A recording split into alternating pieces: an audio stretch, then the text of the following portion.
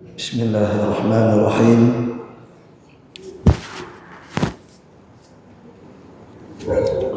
Assalamualaikum warahmatullahi wabarakatuh.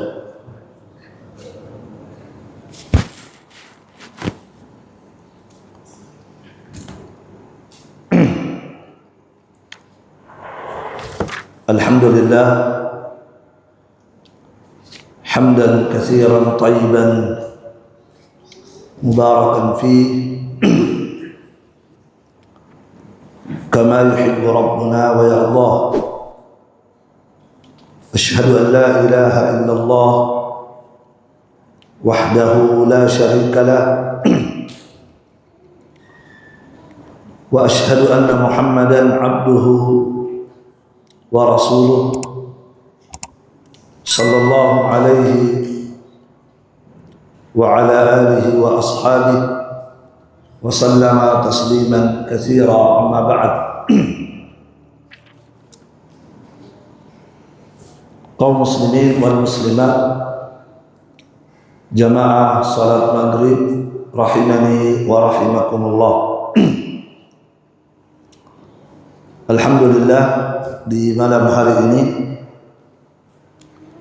kita dimudahkan oleh Allah Subhanahu wa taala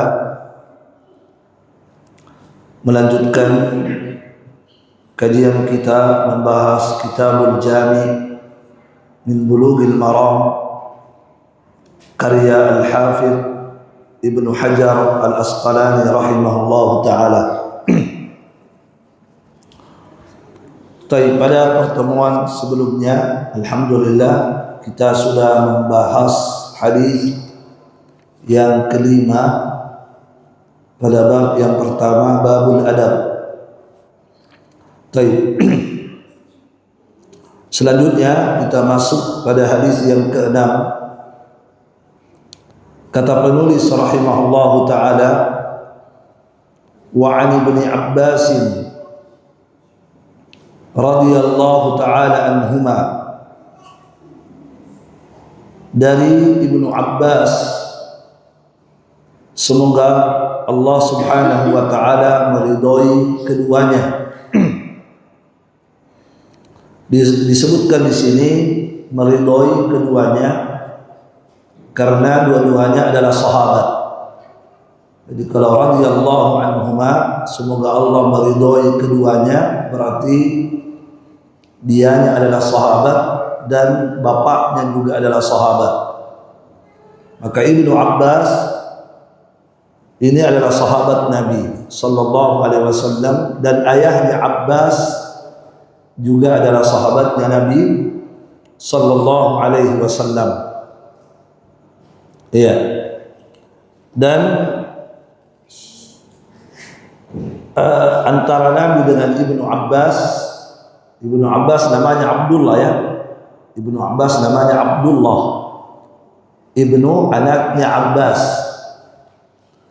Abdullah bin Abbas ini ada hubungan kekeluargaan dengan Rasulullah sallallahu alaihi wasallam. Ya, sebab ayahnya Abdullah ini itu Abbas, itu pamannya Nabi sallallahu alaihi wasallam. Abbas ibnu Abdul Muttalib itu salah satu paman Nabi sallallahu alaihi wasallam. Berarti Nabi dengan Ibnu Abbas apa namanya? Sepupu, ya, sepupu. Ya, jadi Nabi sepupu dengan Ibnu Abbas. Baik. Semoga Allah Subhanahu wa taala meridhoi beliau dan ayahnya Abbas. Qala, beliau berkata, qala Rasulullah sallallahu alaihi wasallam, Rasulullah sallallahu alaihi wasallam telah bersabda, idza akala ahadukum ta'aman, jika salah seorang di antara kalian telah memakan sebuah makanan, kalian sudah selesai makan, fala yamsah yadahu, maka jangan dia melap atau mengusap atau membersihkan tangannya. Jangan langsung dia bersihkan tangannya, jangan langsung dia lap tangannya, hatta yal'aqaha aw yul'iqaha, sampai dia menjilat tangannya atau dijilatkan tangannya. Itu kata Nabi SAW. Saya ulang, kata Nabi, jika salah seorang di antara kalian sudah selesai makan, maka tangannya itu jangan langsung dia bersihkan, jangan langsung dia lap, tetapi hendaklah dia menjilat dulu tangannya atau dijilatkan. Dijilatkan oleh siapa? Ya tentunya istrinya kah, orang-orang yang dia dekat dengannya. Ya kalau bukan dia yang menjilat sendiri tangannya, atau dijilatkan oleh orang lain yang mungkin antara dia dengan orang tersebut tidak ada saling jijik atau jijik, ya, tidak ada. Baik. Muttafaqun alaih. Hadis ini disepakati sahihnya oleh Bukhari dan Muslim. Ya. Baik, jamaah sekalian rahimani wa rahimakumullah. Hadis ini dibawakan oleh penulis pada bab tentang adab. Dan hadis ini terkait dengan adab-adab makan. Ini adab-adab makan yang diajarkan oleh Rasulullah sallallahu alaihi wasallam. Ya. Adab makan itu ada adab sebelum makan, ada adab sebelum makan, ada adab saat makan, dan ada adab setelah selesai makan. Ya, di Islam mengajarkan adab sebelum makan, adab ketika sedang makan, dan adab setelah selesai makan. Yang diajarkan oleh Nabi di sini adalah adab setelah selesai makan. Ya, apa adabnya? Adapun sebelum makan, ya nanti akan ada hadis-hadis juga. Nah, di sini yang Nabi ajarkan adalah adab setelah selesai makan. Dan kalau seorang muslim dan muslimah mengamalkan adab ini, maka tentu dia mendapatkan pahala. Kenapa? Karena mengamalkan sunnah mendapatkan keutamaan. Mengamalkan ajaran Nabi itu mendapatkan pahala. Dan ini salah satu ajaran Nabi setelah selesai makan. Maka siapa yang mengamalkan ini begitu selesai makan, maka tentu dia mendapatkan pahala. Nah, jamaah sekalian, apa adabnya setelah makan? Salah satu adabnya kata Nabi tadi, kalau kalian sudah selesai makan. Makan apa ini? Iya, makan apa? Makan apa saja. Makan apa saja. Sebab di sini umum. Idza akala ahadukum ta'aman. Jika salah seorang di antara kalian sudah selesai makan makanan. Ta'aman umum, ya, makanan apa saja yang sudah dimakan. Maka Nabi mengajarkan adab adalah sebelum dia cuci tangannya, sebelum tangan itu dibersihkan, dilap, maka dijilat dulu itu tangan. Dijilat atau dijilatkan oleh orang yang merupakan orang-orang terdekat dengan kita. Ya, jamaah sekalian rahimani wa rahimakumullah. Ini adab luar biasa, ya. Tapi mungkin bagi sebagian orang tidak beradab. Bagi sebagian orang mungkin mengatakan, tidak beradab itu. Ya, padahal ini adab. Inilah adab Islam. Maka kita yakin sebagai seorang muslim dan muslimah, kalau Nabi yang mengajarkan itu adab, pasti itu adab yang paling bagus. Kalau itu keluar dari lisannya Nabi, maka tentu itu juga adalah wahyu dari Allah, kan begitu. Maka apa yang berasal dari Nabi, maka itulah adab yang paling bagus. Itulah adab yang paling indah. Ya, walaupun bagi sebagian orang yang mungkin baru mendengar, mungkin bagi sebagian orang, kenapa ada begitu, ajaran begitu? Itu jorok, itu menjijikkan,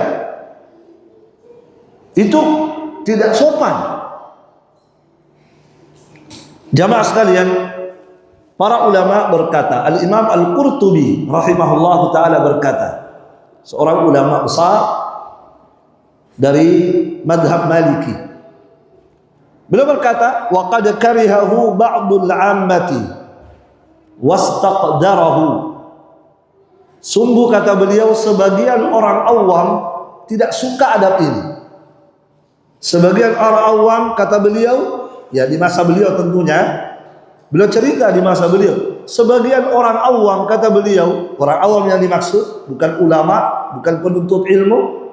Sebab kalau ulama dan penuntut ilmu, ya paham mereka. Tapi sebagian orang awam, kata beliau, orang-orang yang tidak menggeluti ilmu agama, orang-orang yang tidak pernah mendengar ilmu-ilmu hadis Rasulullah, kata beliau, sebagian orang-orang awam tidak suka dengan hadis yang disebutkan di sini. Wastaqdarahu, dan menganggap itu menjijikkan. Itu kata beliau. Maka apa kata beliau? Wa qawluhu bil karahati wal istiqdari aula min sunnati Rasulillah sallallahu alaihi wasallam. Maka beliau berkata, maka ucapan orang ini yang mengatakan tidak bagus, menjijikkan, kata Al-Qurtubi, maka ucapannya itulah yang tidak baik dan menjijikkan, kata beliau. Kalau ada orang awam berkata itu menjijikkan, itu begini, itu tidak bagus itu, maka kata beliau, omongannya dia itu yang menjijikkan. Kenapa? Karena dia telah menentang sunnah Rasulullah sallallahu alaihi wasallam. Kalau ada seseorang menyelisihi sunnah Nabi, maka itu ucapan yang menjijikkan, ucapan yang tidak pantas, dan itu bentuk tidak beradab kepada Rasulullah sallallahu alaihi wa ala alihi wasallam. Jelas ya? Nah, itu kata beliau. Beliau hanya berkata demikian. Nah, kalau sebagai orang alim mengatakan begitu menjijikkan, maka kata beliau, ucapannya itulah yang menjijikkan sebenarnya. Ucapan itulah sebenarnya yang tidak baik. Ucapan itulah sebenarnya harus dibenci. Kenapa? Sebab dia telah menyelisihi dan menentang sunnah Rasulullah sallallahu alaihi wa ala alihi wasallam. Ya, kata beliau, walau sakatal juhalu qallal khilafu. Jika seandainya orang-orang bodoh memilih untuk diam saja, kalau dia tidak paham, diam saja, tidak usah komentar. Jika seandainya orang-orang yang tidak paham agama, diam saja, tidak usah mengomentari ya hadis-hadis Nabi, kalau dia tidak paham, maka tentu akan sedikit khilaf, akan sedikit permasalahan yang muncul di tengah-tengah umat Islam. Banyaknya permasalahan yang timbul di tengah-tengah umat Islam karena apa? Banyaknya orang-orang yang bodoh berbicara tentang persoalan-persoalan agama. Untuk kata beliau. Baik. Al-Hafidz Ibnu Hajar Al-Asqalani rahimahullahu taala dalam kitab Fathul Bari, beliau berkata juga, wa fil hadits raddun ala man kariha la'qal asabi istiqdara. Pada hadis ini terdapat bantahan bagi mereka yang tidak suka menjilat jari jemarinya setelah makan karena menganggap itu menjijikkan. Kata beliau, ini hadis membantah. Kenapa dikatakan menjijikkan, baru ini ajaran Nabi? Kata beliau, na'am, kata betul, yahsulu dzalika. Betul bisa dikatakan menjijikkan law fa'alahu fi athna'il akl. Kalau dia jilat tangannya sementara sedang makan, itu memang menjijikkan. Kalau sementara makan dan jilat-jilat belum selesai, faham? Itu bisa dikatakan menjijikkan. Kenapa? Li'annahu yu'idu asabi'ahu fit ta'ami wa 'alaiha atharu riqihi. Karena dia mengembalikan tangannya pada makanan sementara ada ludahnya. Ya itu pasti menjijikkan. Tapi kalau sudah selesai. Dan perintah Nabi menjilat kalau sudah selesai makan, bukan sementara sedang makan. Nah, kalau sementara sedang makan, kata beliau, ya bisa jadi menjijikkan. Kenapa? Karena setelah dia jilat kembali lagi tangannya ke situ, tentu ada air liurnya di situ. Tapi kalau sudah selesai tidak ada masalah. Dan ajaran Nabi di sini kalau sudah selesai makan. Jamaah sekalian, rahimani wa rahimakumullah. Perintah Nabi di sini setelah kita selesai makan agar kita menjilat jari jemari kita, bukan hanya diperintahkan oleh Nabi, tapi Nabi sendiri mengamalkan. Nabi sendiri mengamalkan. Setiap Nabi selesai makan, maka Nabi pasti menjilat jari jemarinya. Nabi mengamalkan. Makanya kalau ada yang berkata menjijikan, maka dia tidak sadar telah apa? Telah mengata-ngatai Nabi sallallahu alaihi wasallam. Karena Nabi setiap selesai makan, Nabi lakukan itu. Nabi praktekkan itu. Disebutkan dalam hadis yang diriwayatkan oleh Al-Imam Al-Bukhari dan Imam Muslim dari Ka'ab ibn Malik. Kata Ka'ab ibn Malik, anna Rasulullah sallallahu alaihi wasallam kana ya'kulu bi thalathi asabi. Kata Ka'ab ibn Malik, sesungguhnya Rasulullah sallallahu alaihi wasallam itu pernah makan dengan 3 jari. Nabi pernah makan dengan tiga jari. Ya. Baik.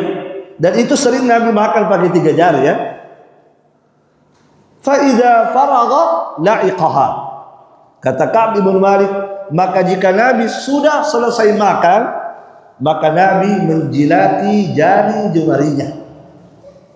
Nabi menjilati jari jemarinya.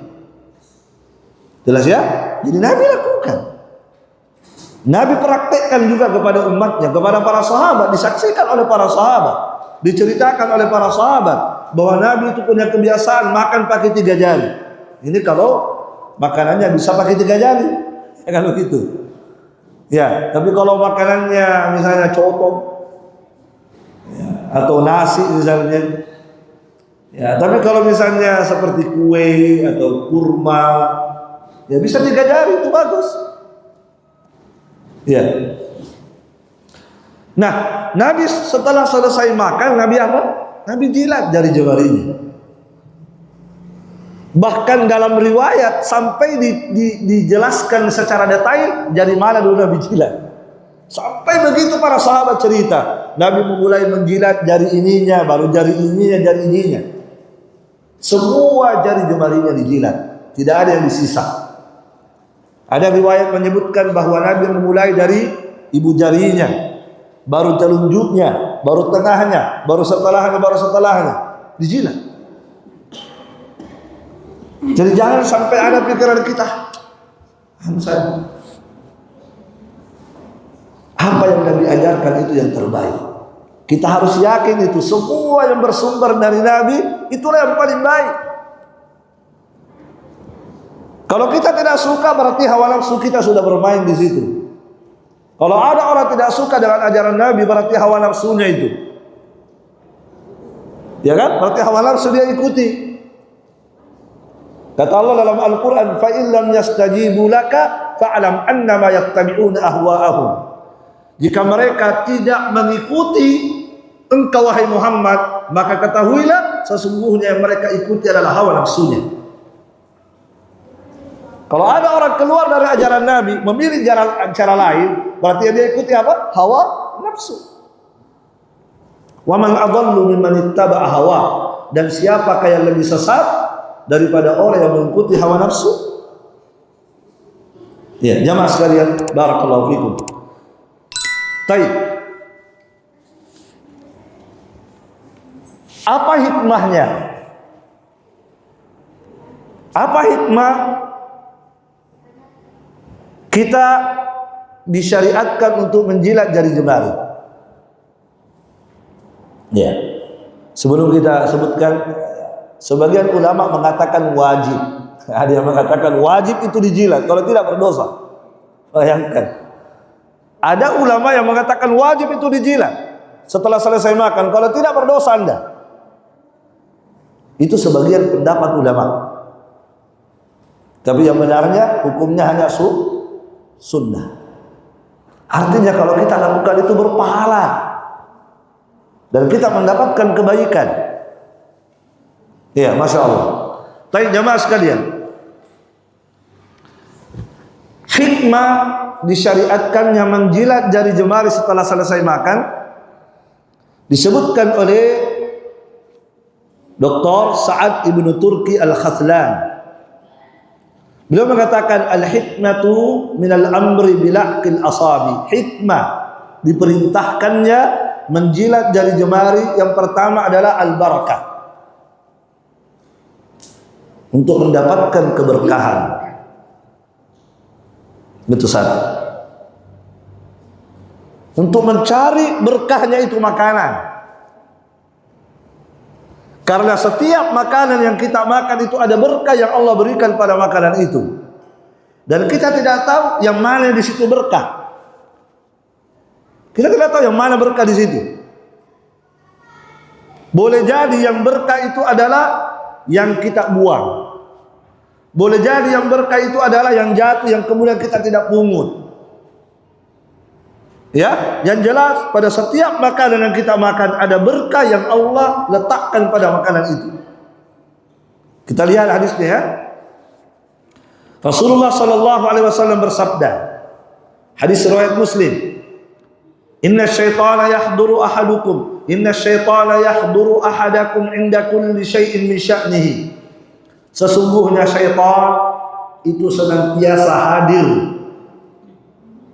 Ya, hadir pada segala urusan yang kalian lakukan. Selalu hadir di situ syaitan pada segala aktivitas yang kalian lakukan.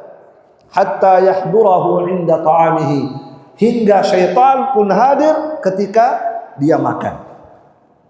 Ketika kita makan, syaitan hadir di situ. Ya, kata Nabi sallallahu alaihi wasallam, "Idza waqa'at luqmatu ahadikum falyakhudha." Maka kata Nabi, jika salah seorang di antara kalian menyuap makanan ke mulutnya, kemudian ada yang jatuh. Ada yang jatuh dari suapan kita, apa kata Nabi? Falyakhudha, ambil yang jatuh itu. Ambil. Ambil. Ya tentunya kalau di lantai ya kan bersih. Tapi kalau jatuh ke tanah ya. Tapi kata Nabi, ambil. Falyumit ma kana biha min adab. Setelah itu kata Nabi, singkirkan, buang yang kotor. Kalau seandainya kotor itu makanan, buang yang kotornya, buang. Ya. Misalnya makan apa ini? Jatuhlah roti goreng. Ya, di bawahnya jatuh ya, di bawahnya buang, atasnya. Kata Nabi, buang yang kotor, wal yakulha, dan makan yang bersih. Itu kata Nabi. Bayangkan seperti itu. Wala yada'ha lisyaitan, jangan dia biarkan makanan itu untuk syaitan. Artinya dipahami dari hadis ini, kalau ada yang jatuh baru kita tidak ambil, masuk baru bisa dimakan, bisa diambil, layak dimakan, maka syaitan akan mengambil makanan itu. Wala yada'ha lisyaitan. Kata Nabi, jangan biarkan makanan itu untuk syaitan. Setelah kata Nabi, wala yamsah yadahu bil mindil, maka jangan dia melap tangannya dengan mindil. Mindil itu semacam sapu tangan atau tisu. Jangan dia lap dulu tangannya hatta yal'aqa asabi'ahu, sampai dia menjilat dulu jari jemarinya. Kata Nabi, Setelah itu Nabi menjelaskan hikmahnya apa. Apa hikmahnya? Kata Nabi, fa innahu la yadri fi ayyi ta'amihil barakah. Karena dia tidak tahu di bagian mana makanan itu berkah. Dia tidak tahu bagian mana berkah itu makanan. Jelas? Makanya Nabi tadi apa? Kalau jatuh ambil, kalau ada suapanmu jatuh ambil. Kenapa? Karena boleh jadi ternyata berkahnya makanan ada pada yang jatuh itu. Iya. Ambil itu, kata Nabi, ambil. Jangan biarkan begitu. Barakallahu fikum. Taib jamaah sekalian rahimani wa rahimakumullah. Al-Imam An-Nawawi rahimahullah taala menjelaskan hadis ini tadi. Kata beliau, maknahu wallahu alam. Maknanya hadis ini wallahu alam, bahwa makanan yang dihadiri, yang ada di hadapan manusia itu ada berkahnya. Setiap makanan yang ada di hadapan kita itu berkah. Wala yadri, dan dia tidak tahu bahwa dia tidak tahu berkahnya makanan itu fima akalahu, ya, boleh jadi pada yang sudah dia makan, atau fima baqiya ala asabi, atau yang ada pada jari jemarinya, boleh jadi di situ berkahnya, ya, atau fima baqiya fi asfalil qas'a, atau boleh jadi makan yang berkahnya makanan itu ada di bawah, yang jatuh dan berada di bawah piringnya itu, atau fil luqmatis saqita, atau pada yang jatuh dari suapan mulutnya. Gitu kata beliau. Kita tidak tahu yang mana di situ berkah. Kalau kita makan nasi misalnya, di nasi itu ada butiran-butiran berkah di situ, tapi kita tidak tahu butiran mananya. Boleh jadi ya yang berkah itu pada butiran yang jatuh di bawah piring, atau yang masih melekat di tangan ini. Nah, kalau kita langsung cuci, kalau kita langsung cuci, kita tidak jilat itu, kita tidak bersihkan dengan cara menjilat, bagaimana? Maka hilanglah berkah. Jelas ya? Barakallahu fikum. Ya jamaah sekalian rahimani wa rahimakumullah. Kemudian Al-Imam An-Nawawi menjelaskan makanan itu berkah bagaimana. Nah, jadi hikmah satu tadi, hikmah yang pertama, hikmahnya apa tadi? Untuk mencari berkah itu makanan. Kalau kita tidak jilat langsung bersihkan, boleh jadi ternyata yang berkah itu ada di sela-sela jari jemari kita. Kalau kita langsung cuci, sudah hilang, dan kita makan itu yang berkah. Jelas? Kemudian Al-Imam An-Nawawi mengatakan, ya, kata beliau, ya, wal muradu bil barakah, dan yang dimaksud makanan di sini berkah adalah ma tahsul bihi at-taghdiyah, yaitu makanan itu bisa mengenyangkan dia dan memberikan nutrisi kepadanya. Itu berkah itu makanan adalah, makanan itu diberkahi oleh Allah adalah makanan itu apa? Memberikan apa? Mengenyangkan dia, memuaskan dia, dan memberikan nutrisi pada tubuhnya. Kemudian kata beliau, wa taslam akibatuhu minal adha, dan makanan itu berkah, kata beliau, ketika selamat, ya, makanan itu menyelamatkan dia dari al-adha, penyakit-penyakit, membebaskan dia dari penyakit-penyakit akibat makanan itu. Kalau makanan berkah akan selamat dia dari al-adha, gangguan atau penyakit. Kemudian kata beliau, wa yuqawwi ala ta'ah, dan makanan itu berkah itu menguatkan dia untuk melakukan ketaatan kepada Allah Subhanahu wa taala. Jadi makanan itu berkah, kalau kita dapat berkahnya itu makanan, maka makanan itu apa tadi? Menjadi nutrisi dalam tubuh kita. Kemudian ya, selamat dari gangguan-gangguan penyakit, kemudian menguatkan seorang hamba untuk melakukan ketaatan kepada Allah Subhanahu wa taala. Itu yang pertama. Yang kedua, hikmah yang kedua, barakallahu fikum, disebutkan oleh para ulama hikmahnya. Di antaranya Syekh Shalih Al-Fauzan. Syekh Shalih Al-Fauzan menyebutkan di syarahnya, kata beliau, ya,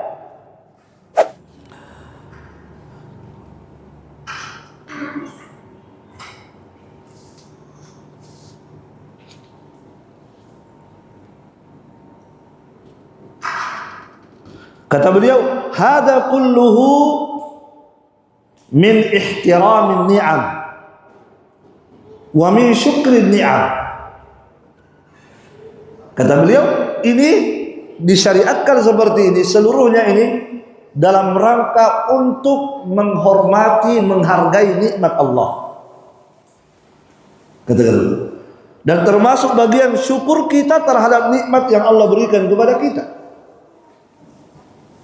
Itu kata beliau. Dari sisi mana? Dari sisi mana dikatakan hikmahnya itu supaya kita menghargai nikmat Allah?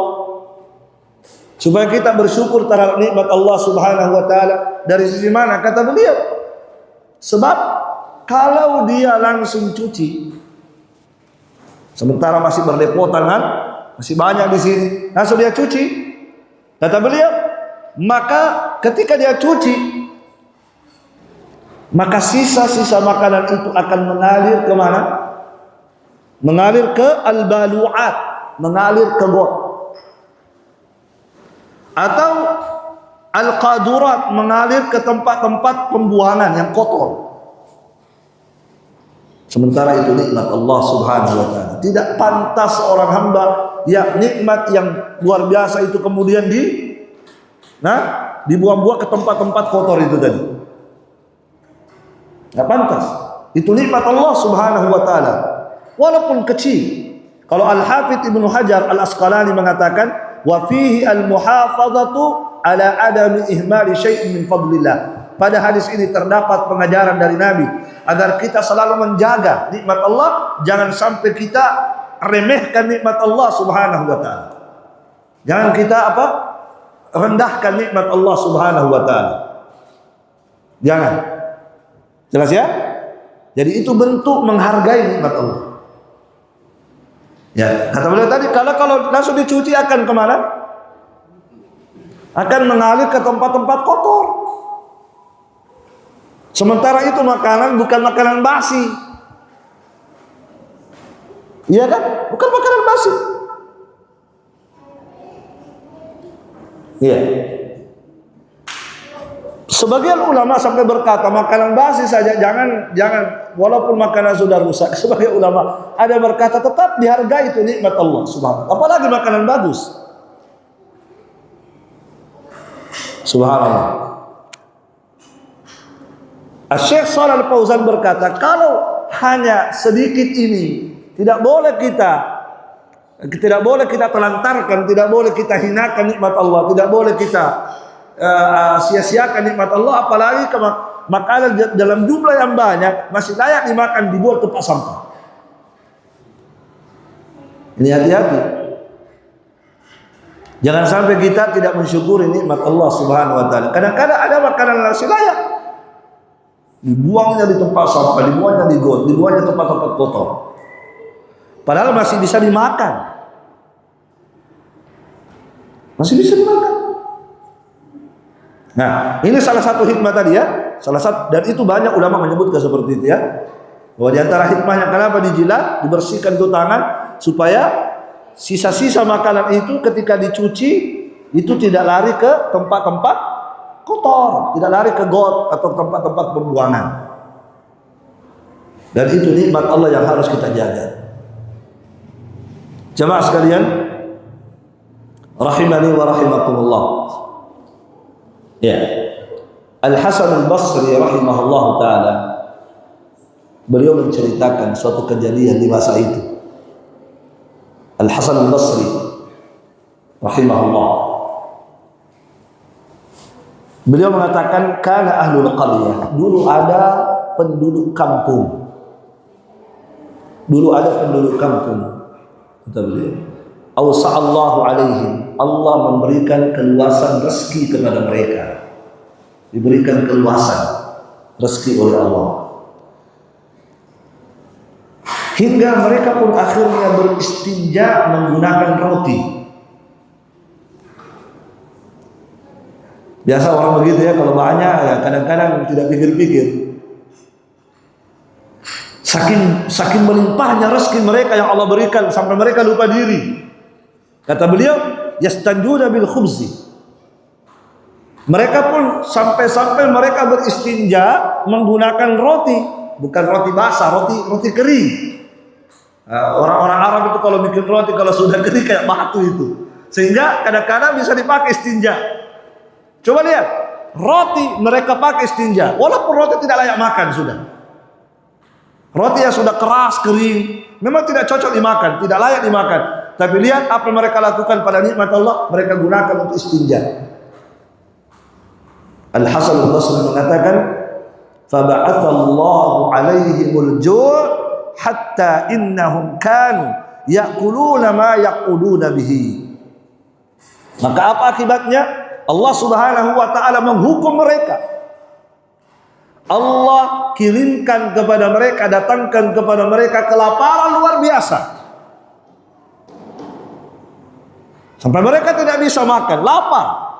Yang tadinya melimpah roti, tidak ada roti. Allah hukum mereka, Allah cabut itu nikmat dari mereka karena mereka menghinakan nikmat Allah Subhanahu wa taala. Maka Allah Subhanahu wa taala datangkan di tengah-tengah mereka kelaparan sampai-sampai mereka memakan. Apa yang mereka makan?